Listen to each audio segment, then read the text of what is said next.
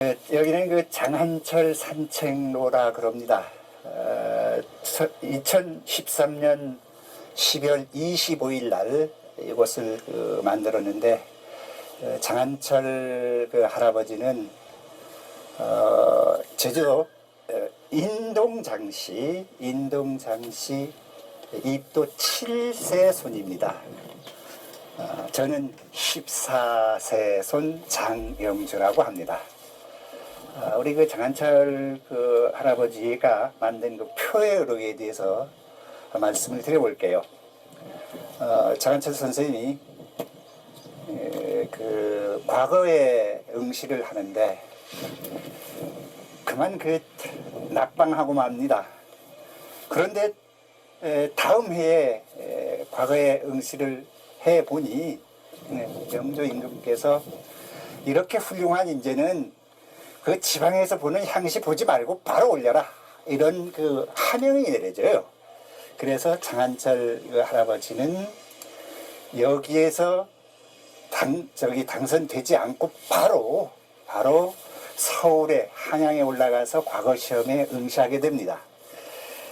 마침 그때 그 제주도 사람들이 전부 다 그랬듯이 장한철 그 할아버지도 상당히 집안이 가난을 했기 때문에 서울에 시험을 보러 과거에 응시하려 갈 노자가 없어요. 비용이 없어서 고민하던 차에 이 제주도민 전체가 모여서 그 비용을 대주죠.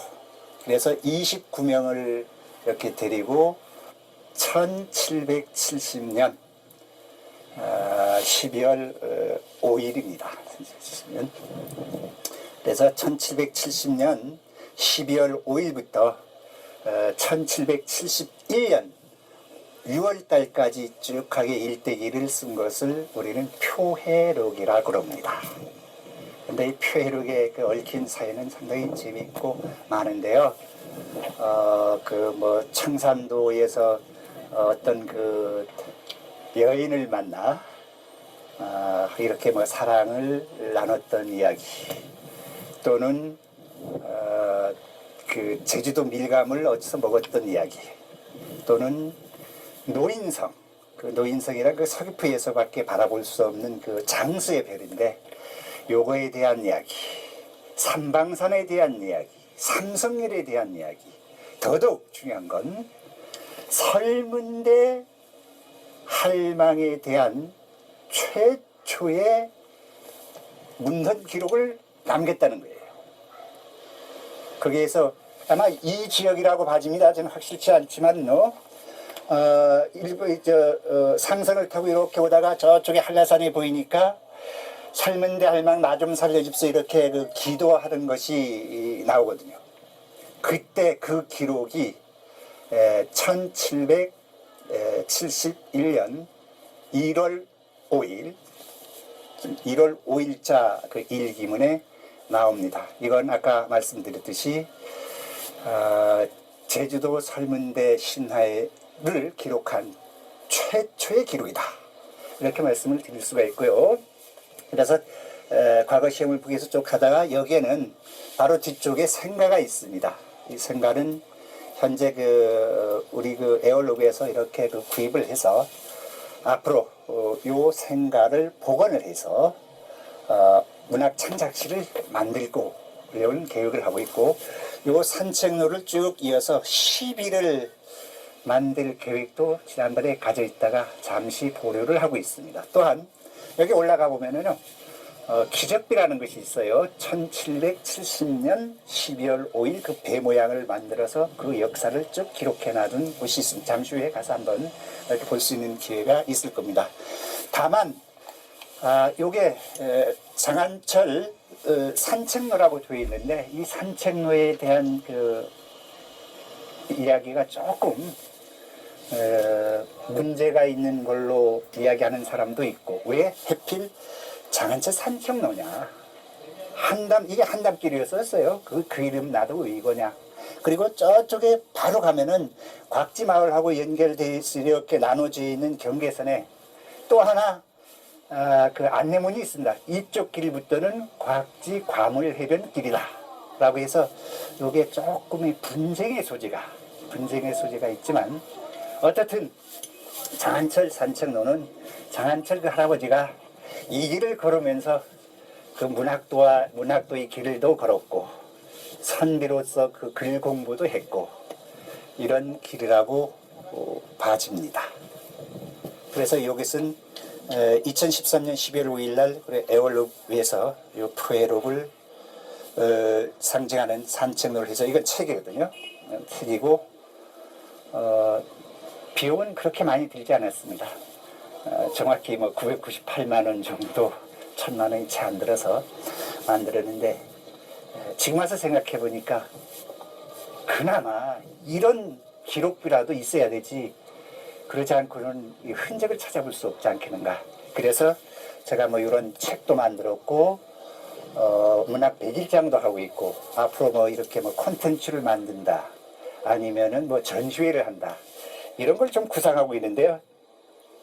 그건 소망사항이고 꿈입니다. 뭐 이루어지겠죠, 참. 1771년 1월 11일이군요. 그 호산도에 있었을 때 호산도에 표착했어요. 표착이란 그 배가 이렇게 바다에 표류하다가 육지를 밟아서 서 있다, 표착했을 때 보니까 바다에서 떠내려오는 정말 중요한 자료를 찾게 됩니다. 지금까지 써왔던 일기가 배가 이렇게 부서지고 난파됨으로 인하여 써있던 일기가 그만 바다에 떨어져서 분실이 됐었어요. 근데 그게 기적처럼 바다에서 떠내려와서 그걸 찾게 되는 거죠. 그런데 한번 봐봤더니 그 속에 있는 내용은 이미 비해져서 아무런 쓸모가 없었고, 다만 기억에 남아있는 그걸 해서 1770년 12월 5일에서부터 1771년 음력 5월 하순까지 그 기록을 기억에 의해서 기록한 것이 표해록이다. 그래서 이 기록에 보면요, 16일까지는 그럭저럭 자기 기억이 잘 돼 있는데 1971년 1월 19일자부터는 이렇게밖에 안 나와요. 나 저 한양으로 갔다. 2월 3일 나 한양에 들어갔다. 3월 3일 시험 봤는데 그만 낙방했다. 5월 8일 귀향했다. 그 다음에 5월 하순에 이 책을 만드노라 해서 그 만든 모든 기록을 정리한 것이 바로 저쪽에 있는 한담고원의 표해록 기적비입니다. 저 기적비는 배가 부서져 있는 모양을 이렇게 형상화한 건데, 거기에 보면 1770년이라고 사이언스 기록을, 역사적인 기록을 남겼습니다. 그 후에 보면 그 장한철 후손들이 강원도에서 현령을 했거든요. 지금 같으면 현령이면은 군수에서 뭐 도지사까지는 안 될 것 같아요. 그 군수를 해서 강원도 현령을 지내다가 사망을 하죠. 그래서 돌아가셨는데 6.25 전쟁으로, 한국 전쟁으로 인하여 고 장한철 후손들이 지금은 강원도에 있지 않고 북한 쪽에 있는 지역으로 편입이 되고 말아요. 그래서 이 장한철 표해록은 어쩌면 그 후손들이라든가 남북 통일을 기원하는 어떤 이정표의 다리도 놓고 있는 그 역사적인 사실을 기록한 것이 바로 장한철 표해록 기적비이다, 이렇게 말씀을 드릴 수가 있을 거예요. 이 장한철 표해록은 상당히 그 최부의 표해록과 더불어 표해록의 쌍두마차라고 합니다. 최부의 표해록은 그 임금님이 이 표해록에 대해서, 표해에 대해서 기록을 하라라는 하명을 받아서 여러 사람이 있었기 때문에 아주 자세하게 기록이 잘 되어 있는 반면에, 장한철 표해록은 개인이 쓴 거기 때문에 중간에 까마득히 잊어버린 거에 대해서는 쓰지를 못한 경우가 있어요.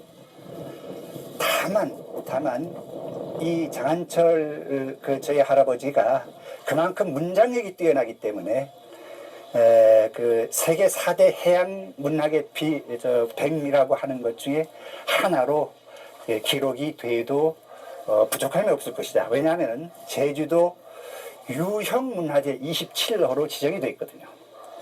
개인 저서가 유형문화재로 기록이 등재가 된다는 상당히 문학적 가치가 있고 해양 문물 풍습에 대한 풍부한 자료가 있고 제주도 전설에 대한 자료가 많이 있다는 증거이기도 하는 것이죠.